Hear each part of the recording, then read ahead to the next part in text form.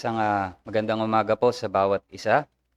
At ngayon po tayo ay dadako sa atin pong serye, sa atin pong sinimulan na short series of Saving Faith. Ito po ay chapter 14 ng London Baptist Confession of Faith. At ito po ay paragraph 2 na nakalagay po dyan ay 14.1. So that should supposed to be 14.2. Okay.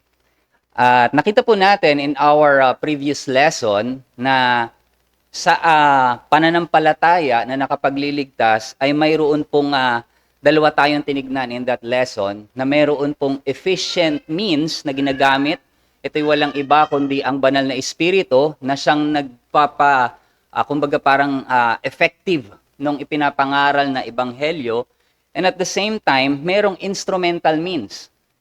At yung instrumento na ginagamit para sa kaligtasan ay walang iba kundi ang salita ng Diyos. So madalit salita, ang Word of God ay ginagamit na ipapangaral sa lahat, ngunit ito yung parang external, pero yung internal na kumikilos sa atin ay walang iba kundi ang banal na espiritu na siyang nagpapa-epektibo nitong mga salita na naipangaral. Ngayon naman po, ang ating titignan sa umagang ito ay ang nature and acts of saving faith. So ganito po ang sinasabi sa ating pong confession.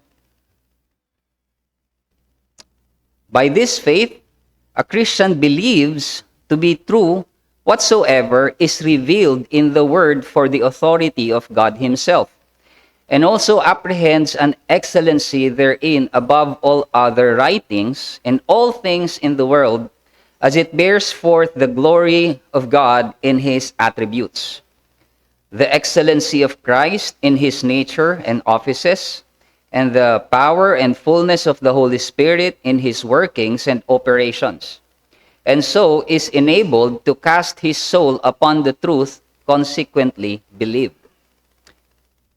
So, ang una po nating titignan, may dalawa tayong titignan dito. The first one is the general objects and actings of faith. So, meron tayong dalawang titignan. Una, general and, kumbaga, specific, primary. So, the general object and actings of faith, ang sabi po dito sa atin pong confession, by this faith, sa pananampalatayang ito, a Christian believes to be true whatsoever is revealed in the Word for the authority of God. So, ang isang mananampalataya daw ay tinitignan ang salita ng Diyos. By this faith, the Christian believes to be true whatsoever is revealed in the Word for the authority of God. So, faith believes whatever is revealed in the Word of God. So, ang isang nakapagliligtas na pananampalataya, dahil alam natin na ito ay tumitingin sa Diyos, ito ay tinitignan niya sa pamamagitan ng salita ng Diyos. At kung ano ang nakalagay sa salita ng Diyos, ito ay kanyang pinapaniwalaan bilang katotohanan. So, this faith believes. So, naniniwala ito na katotohanan ang anumang sinasabi. And this general object of saving faith, kumbaga yung pananampalatayang Kristiyano, ito ay hindi nakatuon sa mga prinsipyo o kaya ay konsepto lamang, kundi sa mga sinasabi ng salita ng Diyos. None other but the Bible. And so the Bible claims, ang salita ng Diyos, ang Biblia, ay sa kanya, pag binabasa natin ito, it is self-attesting na siya ay salita ng Diyos. And on that authority, it speaks to us because it is the Word of God. At para sa isang tunay na mananampalataya, ito ay kanyang titignan bilang katotohanan. So, for us, we believe that the Lord Jesus Christ, as He is revealed to us, kung paano siyang ipinahayag sa atin sa salita ng Diyos. So, anong paniniwalaan natin sa Panginoong Jesucristo? For example, sa panahon natin ngayon, may mga magsasabi, well, ako naniniwala ako sa Panginoong Jesus, but I believe na kung nandito siya ngayon, ganito yung kanya magiging view sa mga bagay na to. love, it's more on loving and giving, pero yung mayroong judgment, itong mga to, tingin ko hindi yan gagawin o magiging posisyon ng Panginoong Jesus. Well, it doesn't matter kung ano yung opinion nila. Ang tanong dito ay ano ang sinasabi ng Biblia patungkol sa persona at katauhan ng Panginoong Hesukristo. So those who believe have come by the grace of God to accept that the Scripture as trustworthy in what it affirms and teach. So anong pinapaniwalaan ng isang mananampalataya? Lahat ng itinuturo ng salita ng Diyos. Whatever it affirms, whatever it teaches, ito ay pinanghahawakan ng isang mananampalataya. So, hindi ibig sabihin nito na lahat ng bagay sa Biblia kailangang nauunawaan ng mananampalataya. Hindi ibig sabihin nito na lahat ng doktrina, lahat ng katuruan kailangan malinaw sa kanya. Rather, as he comes to understand kung ano yung pinakang mensahe ng salita ng Diyos, kung ano yung claim ng salita ng Diyos patungkol sa kanyang sarili, yung otoridad nito ay kanyang pinanghahawakan and he is persuaded by its truth. Babalik tayo dun sa unang paragraph na pinag-aralan natin. Ginagawa itong aktibo na espiritu sa isang mananampalataya that he is persuaded that this is the truth. Ito ang katotohanan. Ipinapakita ito ng salita ng Diyos, and at the same time, we are persuaded by the witness of the Holy Spirit. So, isang example nito, if we look at the Old Testament, in the Old Testament, yung Hebrew word na ang ibig sabihin nito ay to believe, trust, or confirm is true. Itong aman na ito,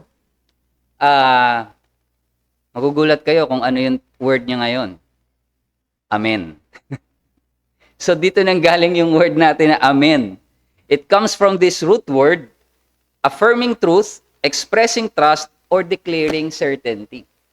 Which is why when we say amen, kapag tayo ay may naririnig tayo and we say amen to that, that means we confirm it, ina-affirm natin, tayo ay naniniwala na ito ay totoo, or we express trust and declare certainty. Ganito siya ginagamit sa Lumang Tipan. In Genesis 15 verse 6, for example, there, ang sabi po dyan, and he believed, referring here, sabi dito, and he believed kay Abraham, the Lord, and he counted it to him as righteousness. So, anong ginamit dito na term? It is aman. So, believed.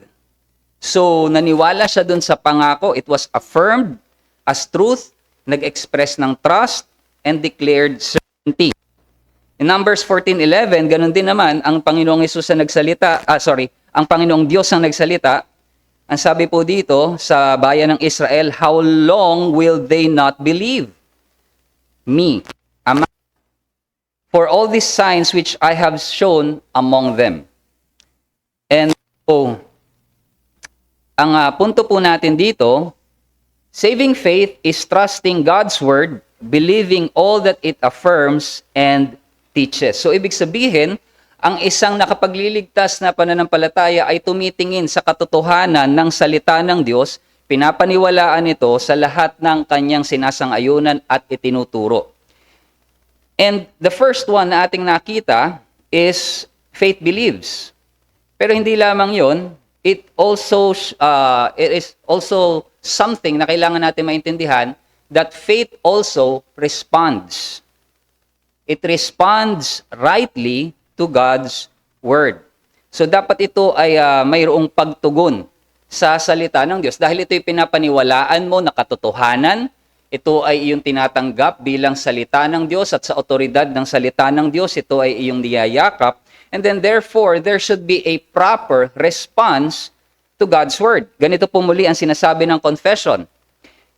The confession says, and also acteth differently upon that which each particular passage thereof contains. Yielding obedience to the commands, so may pagsunod sa mga kautusan. Trembling at the threatenings, mayroong pagkatakot sa mga warnings, sa mga babala. And embracing the promises of God for this life and that which is to come. Mayroong pagyakap sa mga pangako ng Diyos. Nakita natin sa bawat bahagi ng salita ng Diyos, mayroong tamang pagtugon. May pagsunod sa kautusan, may pagkatakot sa mga babala, at mayroong pagyakap sa mga pangako. So, faith in the heart will produce different responses depending on the particular truth we are confronted with. Meaning, ang pananampalataya daw sa isang puso ng isang tao ay mayroong iba't ibang pagtugon sa mga katotohanan ng salita ng Diyos na siyang ipinapahayag sa Kanya. So, different passages in the Bible have different emphasis. And so, with that, una natin tignan, faith trembles at God's threat. So, mayroong pagkatakot sa mga babala. When Scripture warns of judgment, discipline, or consequences for sin, faith does not dismiss this as empty words. So, hindi ito babaliwalain na, okay lang yan. Pagka sinabi ni Pablo na, do not be deceived. Huwag kayong magpalinlang. Ang mga gumagawa ng kasalanan na ito ay hindi magmamana ng kaharian ng Diyos. Hindi, okay lang ako. Kasi ma-attend naman ako sa church. So, hindi mo yun i-dismiss. That's not the proper response to the warnings of the Scripture. Because faith is persuaded that God's word is true, it takes the threats seriously. Dahil alam mo na ito ay salita ng Diyos, alam mo na ito'y inuunawa mo na katotohanan at mayroong otoridad dahil ito ay salita ng Diyos, then hindi mo babaliwalain ang mga maaaring babala na ating naririnig dito. And this trembling is not unbelief, but reverent fear. So pinag-aralan na natin before, ano itong pagkatakot sa Diyos na ito. A recognition that God is holy, just, and faithful to carry out what He has spoken. Gagawin ito ng Diyos. Ang Diyos ay tapat. Kaya't pag sinabi ng Diyos na ito ay isang babala at ito ang mangyayari sa mga hindi susunod sa mga bagay na ito, then these threats will be carried out. Isang halimbawa dito ay si Noah. Ang sabi dito sa Hebrews 11 verse 7, by faith, Noah, being warned by God concerning events yet unseen. So, may babala na ibinigay sa kanya in reverent fear. Ano yung naging tugon niya dun sa naging salita ng Diyos sa kanya? Constructed an ark for the saving of his household. By this, he condemned the world and became an heir of the righteousness that comes by faith. So nakita natin na nung nakatanggap si Noah ng utos mula kay Yahweh at nagkaroon ng babala na ito ang mangyayari, in reverent fear siya ay sumunod. One example of that is, halimbawa, dito pong ating bulwagan na ito ay merong fire alarm. Tapos, itong fire alarm na to, biglang tumunog. Wiw, wiw, wiw, wiw, wiw. So, tumingin ka sa paligid, wala ka naman nakitang apoy. Ang sasabihin mo ay false alarm yan. So, hindi ka tutugon. Hindi ako naniniwala na totoo yan. So, hindi ka tutugon. Paano kung meron pala na doon na pala sa bubong yung nagsisimula yung apoy, dahil wala ka nakikita dito, ay hindi ka tumugon. Yung iba, isa-isa, may tatlo, may dalawa, naglabasan, pero hindi, wala yan. Ako'y pa lahat eh. You see, it depends upon how you perceive a threat, a warning, kung paano ka tutugon. Pero kung lahat tayo ay narinig natin yung alarm na yon, and lahat tayo naniwala, kailangan natin magre-respond tayo rightly. Pero kung may hindi naniwala, mananatili sila sa kanilang upuan. In the same way, ganon din ang mga babala, warnings sa salita ng Diyos. If you don't believe the Bible is truly the Word of God, and it does not carry that authority, hindi ka tutugon. Pero kung ikaw ay naniniwala na ito nga ay salita ng Diyos, ang mga bagay na ito ay hindi mo babaliwalain. Ikalawa, paano tayo tumutugon? Faith rejoices in God's promises. So nakita natin, it is mayroong pagkatakot sa mga babala ng salita ng Diyos, but at the same time, mayroong joy sa mga pangako ng Diyos. When Scripture offers promises of salvation, forgiveness, or eternal life, faith does not doubt them, but receives them with joy. Tinatanggap ito naman ng isang mananampalataya nang may pangako ang Diyos. Faith rests in the certainty that God cannot lie. Ang pananampalataya ng isang tunay na tumitingin kay Kristo, ay alam niya na ang Diyos ay hindi nagsisinungaling. Delights in the hope set before it. Isang halimbawa, again, na si Abraham believed, nabasa natin kanina, God's promises of descendants, yung blessing, pinanampalatayaan niya ito, and his faith was counted as righteousness. Tinignan niya yung mga pangako na yun bilang katotohanan. Thus, faith both trembles at threats and rejoices at promises. So, ito yung parang two sides ng pagtitiwala sa salita ng Diyos. And sometimes, ang isang mananampalataya, maaari ring bumagsak dito sa pagkakamali na hindi manampalataya sa pangako ng Diyos. I remember R.C. Sproul, nagkikwento siya one time, mayroon siyang kina-counsel, at ang sabi niya, nung nag-counselee, kay R.C. Sproul was, paulit-ulit na akong nananalangin ng kapatawaran dahil meron siyang kasalanan na parang bumabalik-balik sa kanya, palagi niyang inihihingi ng tawad. Repent siya ng repent, ang sabi niya kay R.C. And ang sabi niya, hindi ko maramdaman na makalaya dito sa guilt, sa shame na pinatawad ako. Anong kailangan kong gawin? Ang sabi ni R.C. Sproul sa kanya, mag-repent ka. Sabi, yun na nga yung paulit-ulit kong ginagawa. Hindi ako makaalis dun. Ang sabi ni R.C., hindi, mag-repent ka, hindi dun sa kasalanan na binabalik-balikan mo. Mag-repent ka dahil hindi ka nananampalataya sa pangako ng Diyos that anyone who confesses their sin at nagtitiwala kay Kristo ay makakatanggap ng kapatawaran. Your problem is you're failing to trust God's promises. That's where you need to repent.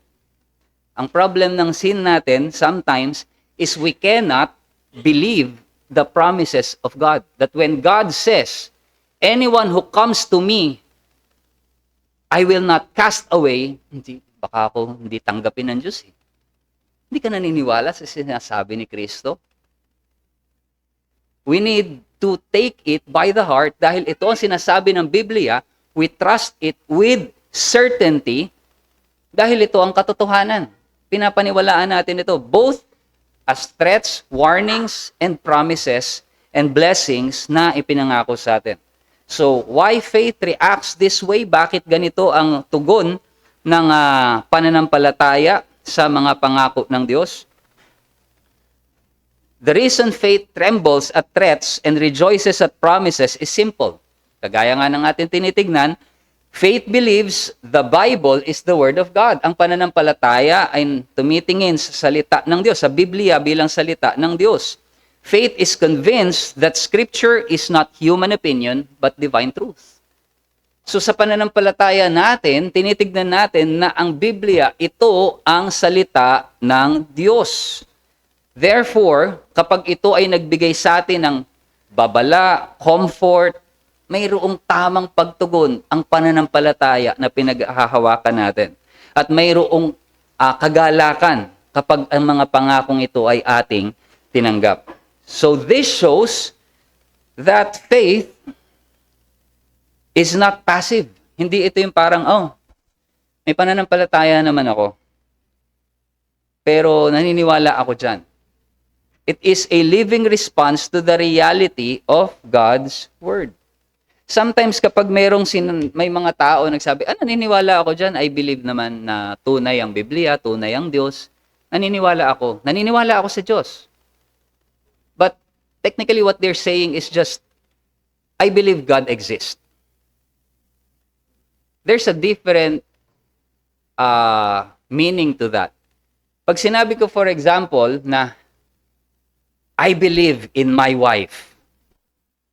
Pag sinabi kong naniniwala ako sa asawa ko, gets natin na hindi ko ibig sabihin na naniniwala ako na mayroong Vera na nag-e-exist, na mayroong nilalang na nagngangalang Vera. Hindi lamang yung existence yung tinutukoy nung believe na yon. It means, I believe my wife, mayroong pagtitiwala. Mayroon kang trust. There is a sense of dependence doon sa belief na yon. And so when we think of this idea of believing the Word of God, believing God, there is a sense of trust dito po sa mga bagay na ito. So, as quick application for this first point, let us shape our response to the Scripture's command. So kapag nakakita tayo ng mga kautusan sa Biblia, ang pananampalataya na nakapagliligtas, hindi ito tinitingnan as an option, advice, na pwede nating sundin o hindi, nakadepende sa atin. Faith seeks to obey dahil ito ay nagtitiwala sa utos ng Diyos, dahil ito ay kanyang salita. And practically, ibig sabihin nito, kailangan nating i-cultivate ang isang puso na nagpapasailalim sa salita ng Diyos sa pang-araw-araw. Whether ito ay sa ating personal na paglakad sa kabanalan, in our relationships, sa ating paglilingkod, faith believes obedience is the right response to God's authority. Also, let faith tremble at God's warnings and rejoice in His promises. Ito yung nakita natin. So, kapag mayroong judgment, disiplina, mayroong pagkatakot, may tamang pagtugon. Ito ay kasama pa rin sa pagtitiwala. At kapag may pangako ng pagpapatawad, pag-asa, ito ay tinatanggap ng isang mananampalataya with joy. Dahil naniniwala siya na ang Diyos na ating sinasamba ay hindi magsisinungaling. He is certain and trustworthy. So, these are the general actings or nature ng saving faith. So, generally speaking, ang object nito ay ang salita ng Diyos. Pero, yung primary or the principal act of saving faith is trusting Jesus Christ alone for salvation. So, yung pinakang primary na makapagliligtas, so kasama na dito, generally speaking, tinatanggap natin yung kabuuan ng salita ng Diyos. Pero primarily, according to our confession, at ganun din sa makikita natin sa tinuturo mismo noong Biblia, kailangang nakatuon ang pananampalataya sa Panginoong Jesucristo para sa kaligtasan. So the principal act of saving faith, the confession says, but the principal acts of saving faith have immediate relation to Christ, accepting, receiving, and resting upon Him alone for justification, sanctification, and eternal life by virtue of the covenant of grace. So, ibig pong sabihin, the special or primary object of saving faith is a person. Person ang pinakang sentro ng ating pananampalataya. As revealed to us in Scripture, it is none other but Jesus Christ. This person is the Lord Jesus Christ. So, ang atin pong pananampalataya na nakapagliligtas, ito ay hindi malabong pagtitiwala sa Diyos o parang generally speaking, naniniwala naman akong totoo ang Bible. So, dahil naniniwala akong totoo ang Bible, ligtas na ako. Ang tanong dyan, ano yung nauunawaan mo sa itinuturo ng katotohanan ng salita ng Diyos na siyang magdadala sa iyo sa kaligtasan, sapagkat ang salita ng Diyos ay tumuturo sa Panginoong Jesucristo. So ang kailangan natin primarily na makita para maligtas, maunawaan sa salita ng Diyos ay walang iba kundi ang persona ng Panginoong Hesukristo, ang kanyang persona at ang kanyang gawa doon sa krus.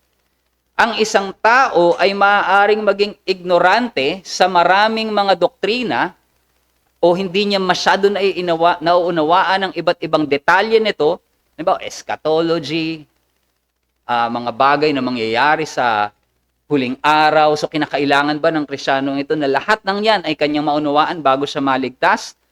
No, but if he truly believes sa persona ng Panginoong Hesukristo at sa kanyang ginawang pagliligtas, naroon ang kaligtasan ng kanyang kaluluwa. At ipinapakita nito sa atin, mga kapatid, na ang kaligtasan ay hindi nakasalalay sa lawak ng ating pagkaunawa sa mga doktrina o katuruan. Rather, our knowledge of Christ, the object of our faith, is none other but a person, si Christ. Yes, it follows na tayo ay, dahil nga tinitignan natin, hindi naman ibig sabihin nito na, si Christ lang pala, di ang aaralin ko lang yung puro kay Kristo. Hindi ko titignan yung iba. Well, babalikan natin yung kanina, yung general actings of faith, tinitignan niya ang kabuuan ng Biblia bilang salita ng Diyos. Pero primarily, kumbaga mayroon pinakamahalagang kanyang kailangang maunawaan upang siya ay maligtas, ay kung ano ang ginawa ni Kristo para sa kanya. At ngayon, kung paano ka mamumuhay bilang mananampalataya at kailangan mong malaman kung ano ang kalooban ng Diyos sa iba't ibang bagay sa iyong buhay, kailangan mong tignan ang kanyang salita sa kabuuan. Ngunit ang makapagliligtas sa atin ay walang iba kundi ang persona ng Panginoong Hesukristo. And the New Testament often presents the gospel of Christ, yung kanyang persona at ang kanyang ginawang nakapagliligtas sa atin dun sa krus. Sabi sa Romans 1:16, the gospel is the power of God unto salvation to everyone who believes. Ephesians 1:13, believers are said to have trusted, nanampalataya, to the word of truth, the gospel of your salvation. Mark 1:15, sa pangangaral ng Panginoong Hesukristo, kanyang iniutos, repent and believe in the gospel. Ang mga talatang ito ay nagpapakita na ang nakapagliligtas na pananampalataya ay hindi basta meron ka lang pananampalataya, kundi mayroong nakasentro, mayroong object itong pananampalatayang ito. Mayroong tinitignan ang pananampalataya at walang iba kundi ang Panginoong Hesukristo. Scripture also speaks na directly that believing in Christ as the condition of our salvation. Meaning, itinuturo sa atin na tayo ay dapat tumitingin, ito yung gospel, tumingin sa Panginoong Hesukristo. John 3:18, he who believes in Him is not condemned. Sinong tinutukoy dito? Walang iba kundi ang Panginoong Hesus. Faith in Christ removes condemnation. Acts 16:31, ano yung sinabi ni Paul and Silas dito sa Philippian jailer nung what must I do to be saved? Yun ang tanong sa kanila. Believe on the Lord Jesus Christ and you will be saved. So ang mga talatang ito ay malinaw na nagpapakita sa atin that salvation is tied to personal trust in Christ. Sa kanyang persona, sa kanyang gawa, hindi lamang general belief sa Diyos at sa salita ng Diyos. Hindi lang dahil ikaw ay kaanib ng isang grupo, tapos yan, may nangangaral sa gitna, umuupo ka, okay ka na. Basta nakakarinig ka ng mga tinuturo na wag niyong gawin to, ito ang gawin niyo. Wag niyong gawin to, ito ang gawin niyo. Ito yung sabi sa Bible.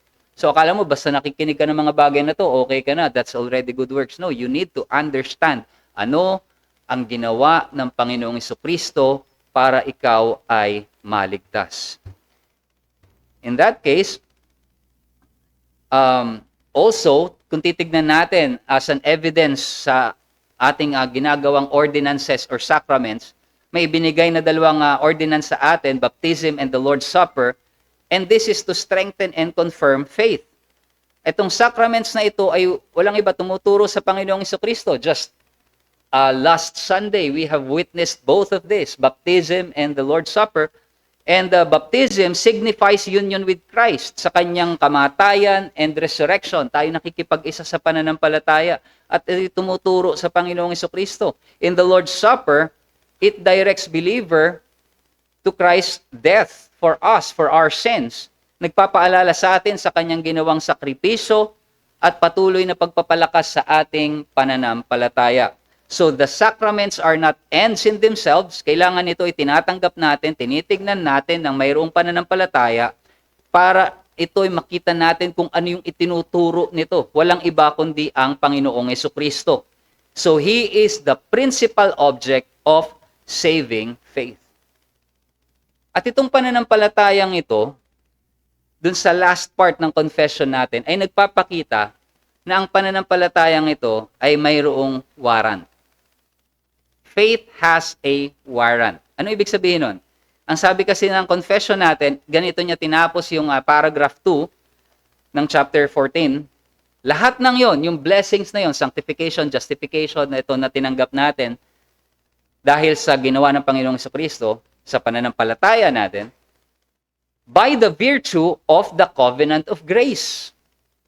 So, anong ibig sabihin nito? The covenant of grace, ito yung oath-bound promise, pangako ng Diyos, na kanyang ini-offer ang kanyang anak, ang Panginoong Jesucristo, sa makasalanan.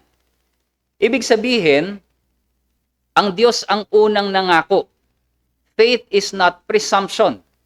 It has divine authorization. Lahat ng mga makasalanan ay mayroong, they have the right to believe because God Himself offered Christ in the gospel. Kung halimbawa ay meron kang kinakain, nakaupo ka sa isang tabi, may kinakain ka, hindi may tumabi sa'yo, tapos bigla na lang kumuha nung kinakain mo, pwede kang magulat at pwede mong ilayo yung pagkain na kinakain mo. Bakit? Kahit pa sabihin ikaw ay mapagbigay, all of a sudden, bigla na lang siyang kumuha. But, if ikaw yung nag-offer, gusto mo, meron siyang kalayaan na dumampot nito. Now, that's a very simple analogy, very weak analogy, but the point here is this. God is the first one who offered. Dahil ang Diyos ang nangako at ipinangako niya ito sa pamamagitan pa ng isang tipan. Na nangangako siya by oath, the covenant, na ang kanyang biyaya sa pamamagitan ng Panginoong Jesucristo, sino mang manampalataya sa Kanya ay magkakaroon ng kaligtasan. Therefore, there is a warrant to our faith.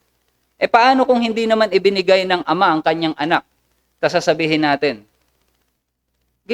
mananampalataya ako sa anak. Naalala nyo ba yung nangyari sa bayan ng Israel nung ang sabi sa kanila, dalhin nila yung Ark of the Covenant doon sa pakikipaglaban sa mga Philistines, hindi sila sumunod doon sa utos ng Diyos. Natakot kasi sila. So nagalit ang Diyos, tsaka sila nag-decide, sabi, wag nyo nang gawin yan. So wala nang warrant sa kanila yon, pero anong ginawa nila? Binitbit pa rin nila yung Ark of the Covenant doon sa war. Yung dalawang anak pa ni Eli, yung nagbuhat na priest. Ang kaso, hindi na inuutos ng Diyos sa kanila yon. There is no longer a warrant for them to do that. Ano nangyari? They lost. So even what they did before was commanded, pero dahil inalis na ng Diyos yung warrant na yon, it didn't have an effect. So the reason why kaya tayo nakakalapit sa Diyos, the reason why kapag humihingi tayo ng tawad, tayo ay pinapatawad, because God has given His word that He will do this. And ang kagandahan po nito, mga kapatid, itong covenant of grace, that salvation, makikita natin, pinapakita nito, it shows that salvation begins with God's promise, not human merit. Faith, tayo ay tumatanggap, receives, and rests on Christ because siya yung nangako ng kaligtasan. So the covenant guarantees, mayroong garantiya na lahat ng mananampalataya kay Kristo ay maliligtas. And this gives believers confidence na ang pananampalataya nila ay hindi nakabase sa emosyon. but on God's unbreakable covenant promise. Hindi siya kagaya natin. O sige, bibigyan kita ng ganito kapag okay ka, pero halimbawa, hindi na natin gustong tuparin yung pangako natin, may nangyari sa atin personal, pwede nating iwanan yon. Sasabihin natin, well, nagbago yung circumstances, we are not as good as we are before, o may nagawa kang ganito, ayoko nang ituloy yung sinabi ko. We are going to break it because we are depending on our feelings, emotions, circumstances. Pero ang Diyos, yung kanyang sinabi na pag-aalay ng pagbibigay ng kanyang anak at ang pangako na lahat ng mananampalataya kay Kristo ay maliligtas, ito ay sa pamamagitan ng tipan. And that is the covenant of grace. And which is why maaari tayong lumapit sa Diyos, tanggapin ang mga pangako ng Diyos at may kasiguraduhan na ito ay ating matatanggap dahil ito ay ayon sa kanyang tipan, ayon sa kanyang pangako sa atin. So faith connects us to Christ's benefit. So lahat ng mga tinatanggap natin na pagpapala, justification, sanctification, eternal life, these are covenant blessings. At by virtue of the covenant of grace, pinangahawakan ng pananampalataya ang Panginoong Jesucristo at kasama ang lahat ng mga pagpapalang ito, freely given to us. So the point here is, saving faith accepts, receives, and rests on Christ alone for salvation. Rest, and this is assured by the covenant of grace. So as an application for us, rest your assurance on God's covenant promise.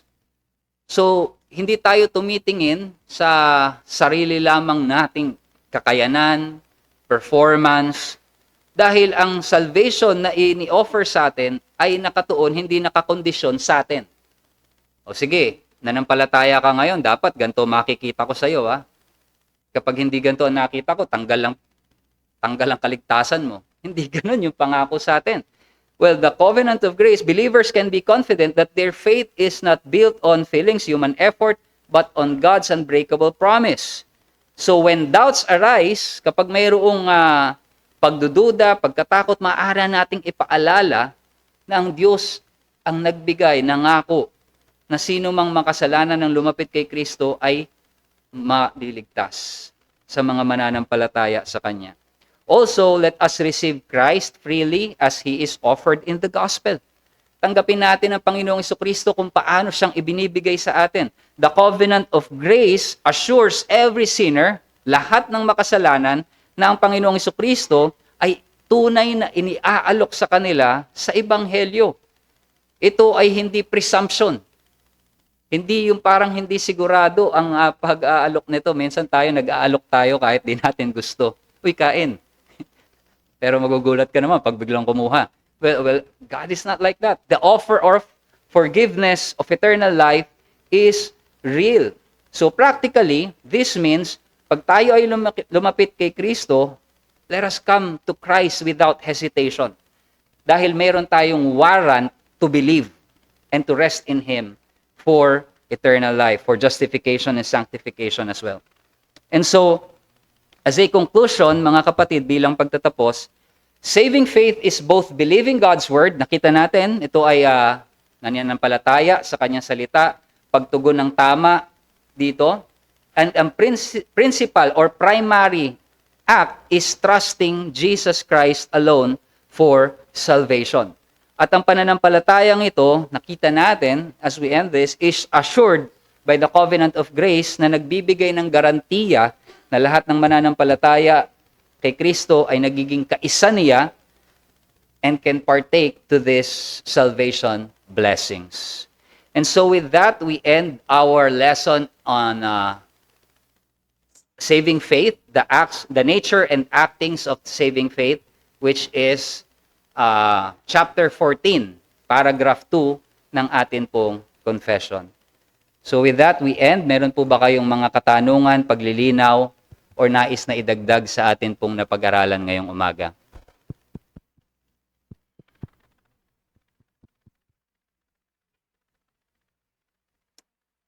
Sige po.